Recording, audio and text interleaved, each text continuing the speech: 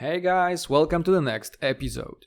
Today I'm going to show you a very useful tool that will allow you to check what yield farms are there on different blockchains.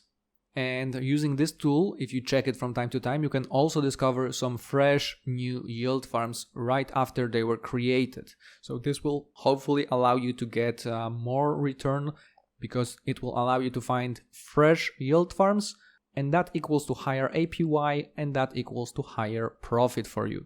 But before we begin, remember that in the description of this video you will find a link to our Telegram channel and Telegram group, so make sure you join us there. And now let's start. The tool I'm going to show you is called vfat.tools. You will find a link to this in the description of this video, so all you have to do is click on it and you will be automatically taken to this website. And as you can see, you have a list of farms from different blockchains over here, and you can also sort it out by simply clicking on the blockchain name up here, and it will automatically show you all the farms that were added on this blockchain. So as you can see, there is a lot of farms on Binance Smart Chain, for example. If we go to Heco, we can see the list of farms on Heco blockchain. As you can see, there are just a few of them. For example, if we go to Fuse, all the farms, there is only one farm on Fuse network called FuseSwap.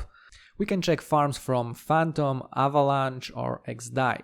So on Phantom we can see that there is, for example, Popsicle, Spooky, Spirit, Esther and some other farms available. So if any new farm is added, it will be added at the bottom. So if you check this website, let's say once a day, you can see if some farm was added or maybe not. You can also follow this tool on Twitter. There may be tweets when something new is added. And when it comes to farms, the most popular farms at the moment are being added to Polygon. So of course, one of the first ones was QuickSwap.